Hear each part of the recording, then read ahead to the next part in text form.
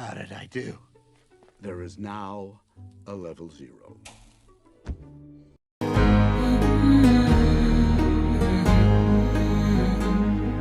Greetings, fellow mortals. Just a reminder, saying it's just my opinion, it's for cowards. You know, I knew for a fact that this year was going a bit too well for me in terms of entertainment. I've been hit with banger after banger after banger, but eventually the list has to run dry eventually. The cream doesn't always rise to the top. Don't forget that turds float as well, and that's where we are right now. Summer 2026 is here, and the corpos have to compete for the Worst Adaptations Award. At first, I was simply going to rush and talk about the Supergirl movie, but then I was struck by a Netflix notification reminding me that live-action Avatar second attempt season 2 was out, and I handled it with all of the grace and dignity that you could imagine. No! God, please, no! No! No!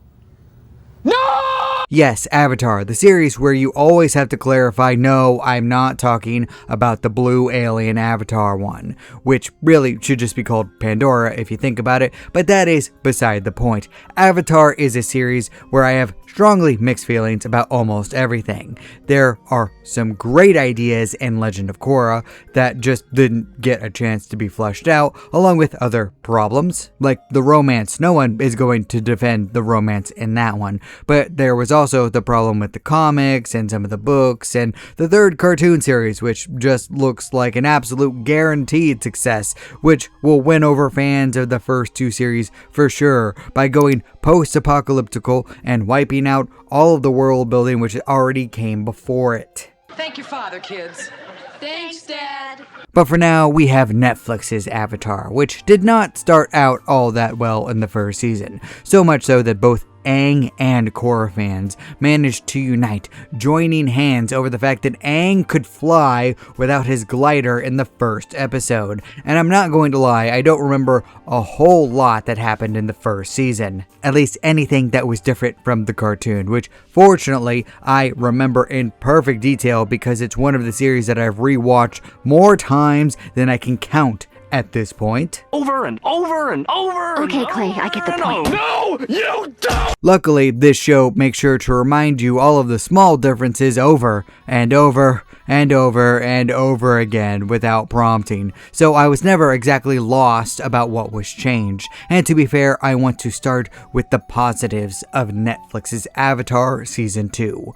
All of the actors really tried. They did everything they could to make this work. I get the feeling everyone watched the cartoon and was inspired by it. And they certainly gave it their best shot, especially Sokka and Toph's actors. They really understood the assignment. They were the only people in the entire show, despite the enormous plot holes and mistakes in the writing, who managed to pull it off completely. I believed they were the characters, and while everyone tried, they excelled in embracing their roles. Except you stay. Next, I appreciated how everything looked when it came to costumes, makeup, practical sets, and about half of the CGI and green screen stuff. A lot of the actors were probably in makeup and in the dressing rooms getting ready more than they were actually shooting anything for the show. I also appreciated the nature shots and thought Ba Sing Se looked amazing. And despite the obvious budget cuts and restraints, the CGI artists worked really hard to make sure things didn't look terrible or anything. I think both them and the Invincible animators should be recognized and awarded for their accomplishments despite their restraints, and despite being openly abused by their corpo masters. You think that Netflix and Amazon should really stop whipping them for an hour, let them out of their cages, and allow them to go home to see their families for a bit? No. Oh, okay then. Oh, I made myself sad. And that is about it. Those are the things that I liked. I will in no way criticize the actors for trying their best and the creative people behind the scenes who brought the world to life. I will, however, hate on everything else. There are two ways to observe Netflix's Avatar. You can either compare it to the original step by step, or go into it treating the show as its own unique story. And to be honest, I was able to do both. For the sake of fairness, I will now give my intricate and detailed thoughts about Netflix's Avatar without any comparisons to a cartoon that's going to be 20 years old sooner rather than later. Boring. I was just straight up bored most of the time with Netflix's Avatar.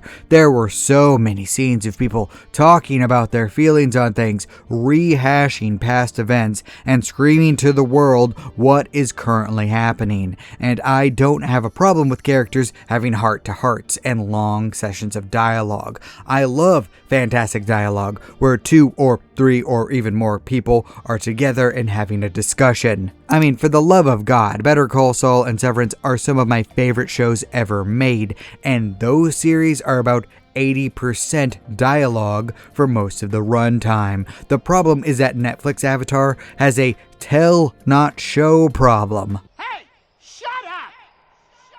No, you shut up!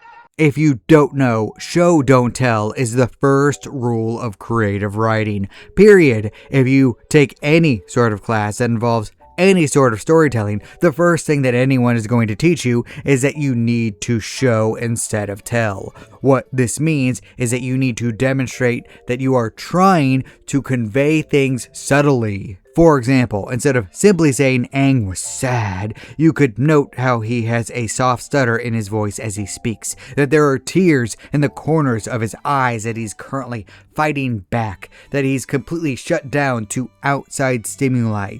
Do not have Aang lie on top of something and loudly proclaim that he is currently sad 3 times in a row. Everyone in this room is now dumber for having listened to it. And this is the streaming problem overall. You see, they make shows and movies for streaming with the full intention that you are not going to pay full attention to whatever is on the screen. They make content instead of art in order for something to play in the background as you are going about doing chores, doom scrolling, gaming, or even taking a giant dump, you filthy animals.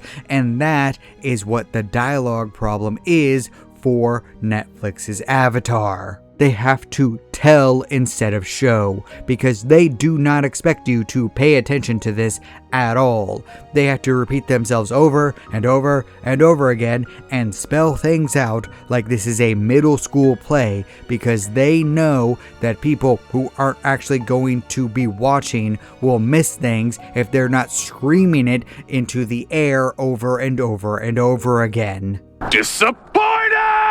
That is why there is always an incredibly loud noise, such as a bang, right before something major is about to happen on screen, because they're expecting you to look up at that noise from whatever it is you're doing, watch for 10 seconds, and then go back down to what you were doing before. And why they have to say the exact same thing 50 billion times so you don't miss it. I was absolutely losing my mind at the number of times they said neutral Jing and explained what it was over and over and over again. Or they had the characters repeat exactly what they just said 3 times in a row, because statistically, most people need to hear something 3 times in order to remember it, or they only retain about 1/3 of what they hear.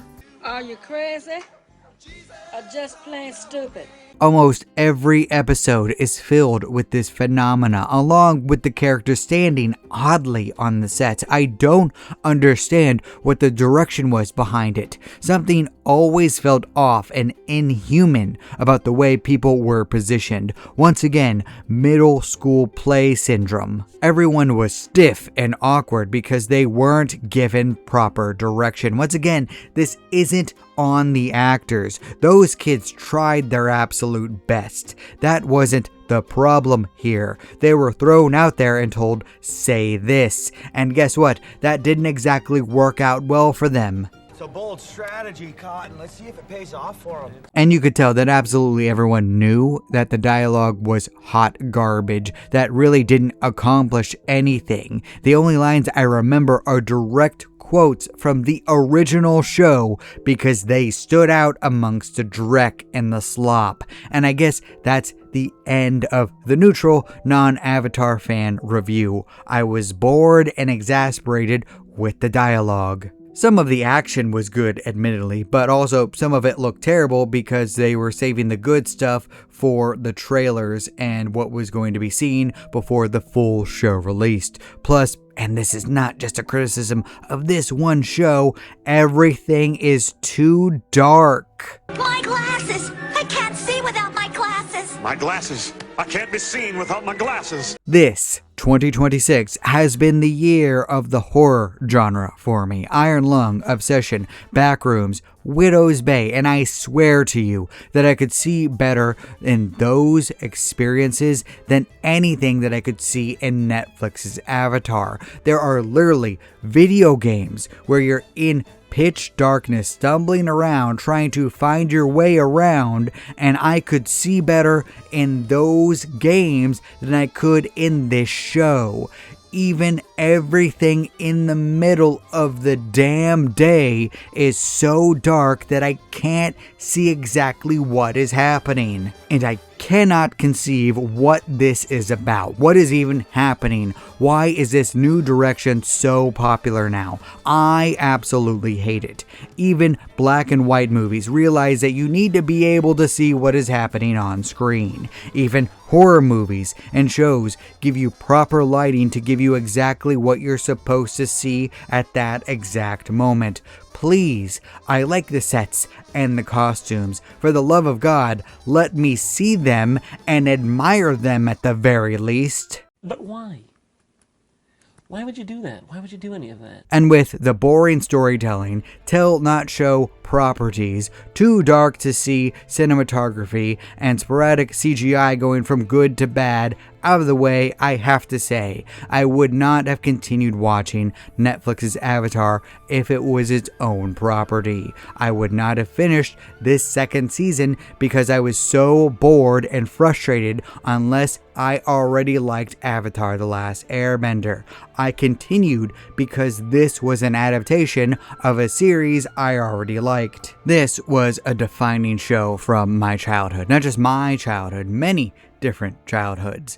A show that is meant to appeal to nostalgic millennials, because there is no way that Zoomers or Gen Alpha care at all about this. And I have to say, as an adaptation of the best season and the best show in the entire franchise, Netflix's Avatar sucked epic donkey balls. It's a travesty of a mockery of a sham, of a mockery of a travesty of two mockeries of a sham.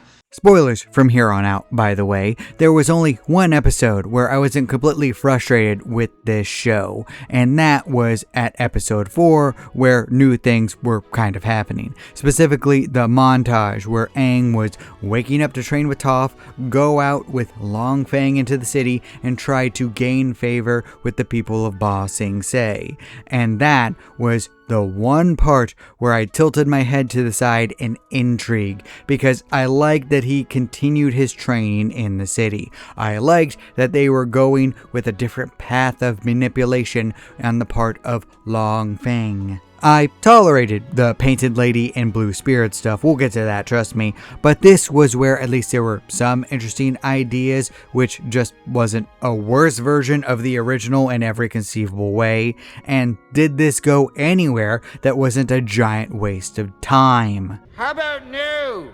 No, the storyline was that Aang grew to trust Long Feng more than his friends in a couple of weeks for some reason. He's told that Long Feng is actually evil, and then he freaks out about it, is sad, and then Aang has a falling out with everyone because they're all withholding information from each other. And then they instantly make up with Long Feng being forgotten about and far less important in this version than the original, where there isn't even the intrigue of him pulling the strings from prison. Nope, he just beats the Avatar gang. The Earth King sides with him because Aang freaks out with the Avatar state, and then he's overthrown by Azula, and then he's just plain out of there. Thanks, Netflix. Just perfect. Amazing storytelling. I am glad that he had this final amazing confrontation with Aang. Oh right, it didn't happen.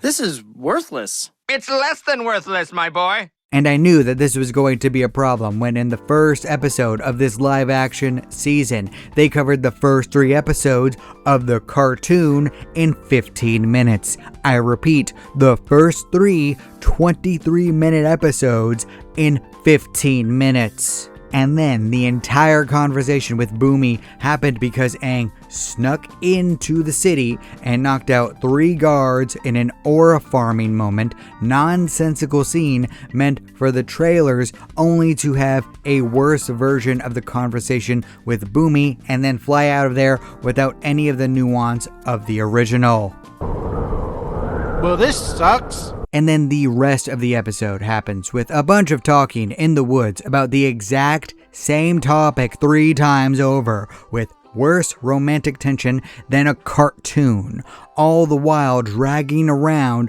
a giant group of refugees. You know, like the most beloved episode in the original series did, along with doing the Serpent's Path early without Toph or the pregnant woman or the style or the nuance or anything that was good. And I was losing my mind through all this because they did a water healing storyline with Aang with no real payoff in later episodes. Thanks for that. And that is ultimately the single greatest problem with Netflix's Avatar. It is bad fan fiction. What do I mean by this? Well, fan fiction often tends to go like this. Characters are changed, their personalities are slightly different, their circumstances are slightly different, their abilities are slightly different. And yet, despite all of these different changes, the exact same events happen. The exact same famous and iconic scenes happen from the original while surrounded by different context. And then guess what? All of the new storylines and character development mean nothing because everything ends the exact same way. I'm just saying.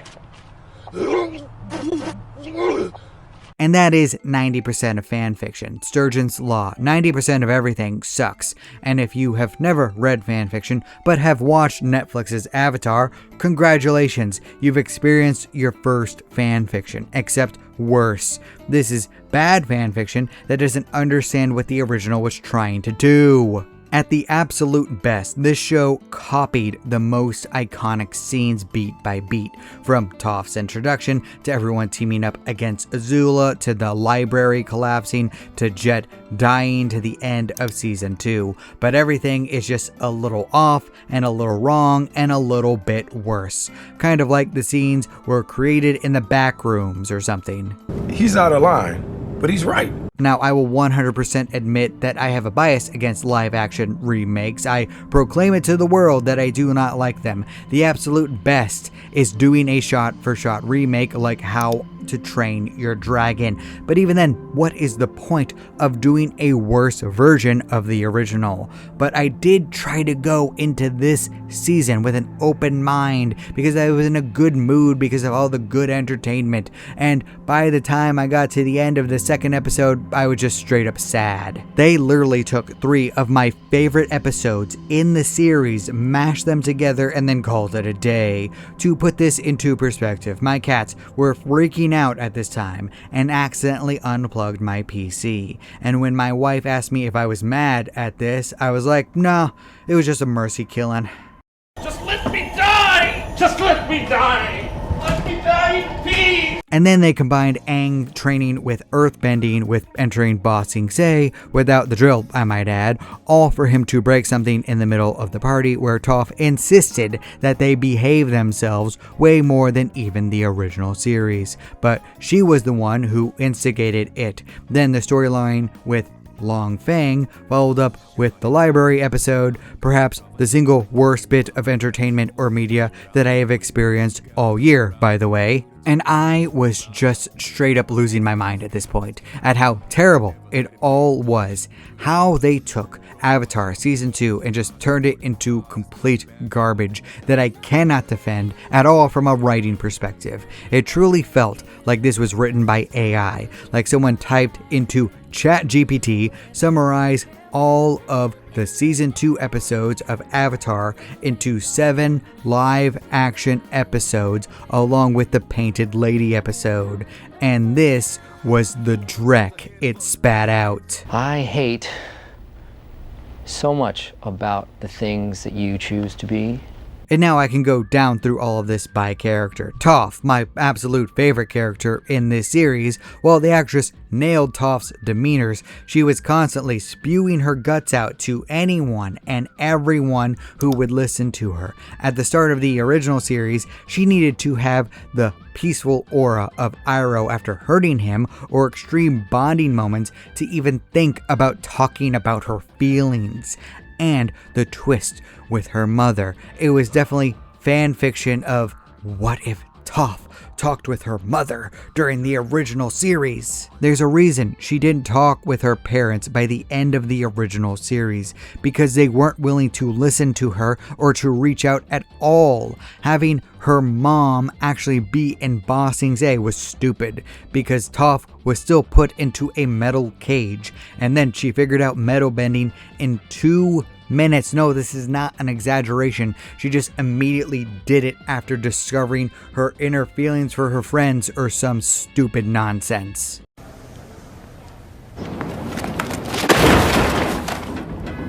Azula is not nearly as threatening in this version. They're trying to make her more nuanced and more complicated, but ended up draining the personality from her. When I was a kid, she was the most intimidating person in the entire show, even more than the damn Fire Lord. And now she's constantly changing her mind, disobeying orders from her father, making nonsensical decisions, and only succeeding because the plot demands it. All the while acting more like a main character in a romantic novel than the manipulative asshole with sociopathic tendencies and abandonment issues with her mother. And considering that her entire goal for the season is 100% focused on Zuko in a romantasy storyline, it's really gross. What are we even doing here? I'm gonna bust you up, plum fum, and then I'm gonna wear your clothes. That was weird. Oh, and Zuko. He is all over the place. Zuko mocks the needy in the Earth Kingdom during the first episode, but then immediately stands up for them in a demented version of Zuko alone just 2 minutes later. No, he was stoic at the start of Zuko alone and got dragged into a mess against his will. Then he stopped stealing and Ba Sing Se because he learned to empathize with the victims of his kingdom. No, he wouldn't burn something down in the city and blame Fire Nation refugees. Yes, you heard that correctly. Fire Nation refugees and Ba Sing Se. The writers do realize that the only reason that Iroh and Zuko got into the city was because of the White Lotus. Anyone else from the Fire Nation, deserters or otherwise, would have been outright executed. Why the hell are Fire Nation refugees in Ba Sing Se, the city where even common criminals are kidnapped and indoctrinated? Why would they allow this pack of lit dynamite into the walls when they could simply just be spies? Do you know, Lex Luger? Could you tell us? I don't know! Me either, Lex. All for Katara to do the Painted Lady storyline early, where the entire point of the 3rd season episode was to show the power of her empathy and love, convincing this town that waterbenders aren't their enemies, and showing that eventual connections between the nations can be established once again. All the while, the show tore away her best moment in the desert. I hate this live action version so much, because conveniently the library was in Ba Sing Se, so Katara didn't get her iconic episode of keeping everyone together, united, and alive in the desert, carting around a non-sarcastic Toph telling you how bad the situation was, a drunk Sokka, and an enraged Aang, ending with her fearlessly stepping towards a rampaging Avatar state and calming Aang without a damn word. Literally the most badass of all badass moments, replaced by a nothing burger which won't matter in season 3. Whoa. Lois, this is not my Batman glass. And then let's get to Aang, where he is more whiny and less optimistic in this version. There is literally a line during Toph's introduction where he mentioned that he was annoying. And you know what? I agreed with him. He trusted some random dude more than his friends after 20 minutes. He never said or did anything inspirational in the entire season. And the Avatar state was treated like a huffy attitude rather than Aang becoming so mentally distraught by emotional turmoil that would shatter even grown adults to the point that he could no longer even see straight. Meanwhile, the entire season acted like it was something that was wrong, even during the Siege of the North, where he was literally doing his job after the moon spirit was killed, because, you know, he's supposed to keep balance between the two worlds. And to make it all even worse, they took out the GOAT guru from this season. I am losing my mind here. I hate my life. I hate your life too, dude. All the while, Sokka was stuck in a worse version of a romantic storyline with Suki, and Iroh was suddenly just realizing his mistakes of the past right now. And this is where the tell, not show, comes into play. Sokka and Suki talking under the light of the full moon demonstrates far more about his conflicted feelings than 20 different conversations about them. And the tale of Iroh from the Tales of Ba Sing Se, which still makes me cry every damn time I watch it, did more in 4 minutes to tell us exactly how Iroh felt about his past actions than looking at names on a wall and confessing his sins to several different characters in substitutions of iconic scenes. I was so pissed that they botched literally the best animated short story of all time. Oh, and Appa's kidnapping. He was gone for 1 episode, unlike the cartoon, where you felt his absence every single minute, starting in the desert, through the Serpent's past defeating the drill, which again isn't in the live-action show, and through the entire stay in Ba Sing Se, leading to the most cathartic release of emotions possible when the group reunites with him in the cartoon. I kid you not, my friends and I were stressed out about this when we were kids. When he got kidnapped, we talked about it every damn day until he was back, and we were on the edge of our seats. And in the live-action version, it meant absolutely nothing. How does it feel to have lived long enough to see all of your favorite franchises go down in flames? I don't even know what to say about this. It felt as though someone wanted to write a romanticy fanfic about Azula, got bored halfway through, and slapped this together using AI. And somehow, everyone just went along with this at Netflix.